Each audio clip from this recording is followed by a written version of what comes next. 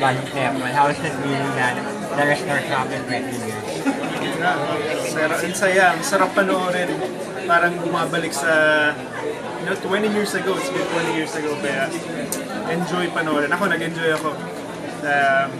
May mga parts na medyo nakalimutan ko na, it's like naalala ko, kaya nakakatuwa.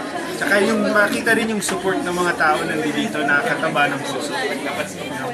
Sobrang nakakatuwa yung feeling. Talagang yung nasabi nila through the social media comments, nostalgic talaga. So yun talaga ang naramdaman ko. And from the start, so magkatabi kami ni Janelle while watching the movie. Ang dami namin nag-reminisce ng mga scenes.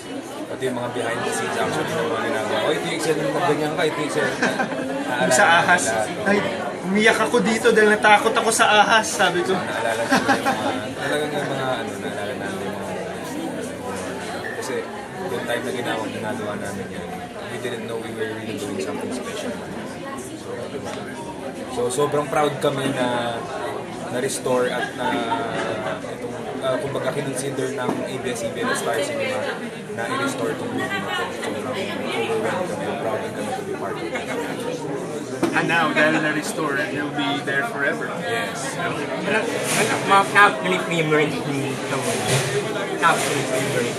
Top favorite scene sa movie? Ako, favorite ko yung last with Yasmin. Crying moment. Siyempre, pati yung pinanood ko sa anak ko yun, umiyak yung anak ko eh. So, Ilan taon na yung anak mo? yung 8 years old ko na panganay. Yeah. Top 3? Oh, top 3. Actually, lahat ng scenes gusto ko from the start. Ako isa din sa mga gusto ko mga scenes talaga yung simula pa lang. Nandun pa lang kami before everything happened. Kumain lang kami, nag-training pa lang kami. Kasi parang ang ano lang, yung in that moment lang, parang sobrang relax lang.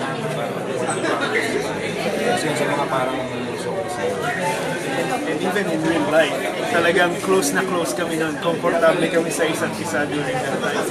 Kaya talagang nag-enjoy kami. Kung gaano kami kasaya dun, gano'n talaga kami kasaya nung nag-shooting Saka when tayo. we did that, ano yun, I think parang nasa 3 months kami sa on location. So, hindi kami umuwi. So, Ano yung location mo? maraming yung iba sa Bataan. Maribeles. Tapos yung mga iba, I can't remember, pero ang dami namin nilipatan. Last, ano na lang. Parang ay gusto nyo ulitin ngayon. Parang sa mga anak nyo. Parang gusto nyo lang sa anak nyo. Kaya na lang. Gustong, Buto Kalansay. Tinuro ko sa mga anak ko yung Buto Kalansay. Kasi gusto nila yung kanta. Memorize na nila. Yeah, memorize pa nila yun hanggang ngayon. Anak mo. wala pa, yung problema ko nga eh. Wala, I'm still single, so... Available pa to. Pero yun nga, ano yan, yung mga scene na gusto kong Parang ituro sa mga anak.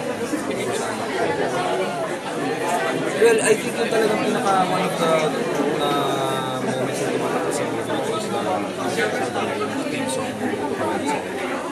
Isa yun sa mga chat talaga na parang mag-recall sa mga pagbabata. So, yun na rin ito sa mga social media. And syempre, yung movie ang daming lessons. The whole movie itself, if you let the next generation watch it, ang dami na nila matututunan. So, ang ganda ipasa sa mga Ilan yung right na viewers or naman. Sabay na kami. Hi guys, this is Mark. O si Junel, Sambag, Omar. Omar, ini-invite namin po kayo to the store po na ABS-CBN Film Restoration ng aming movie, Magic Temple. May mga selected screenings po dito sa Power Plant Cinema, sa Rockwell, sa dito.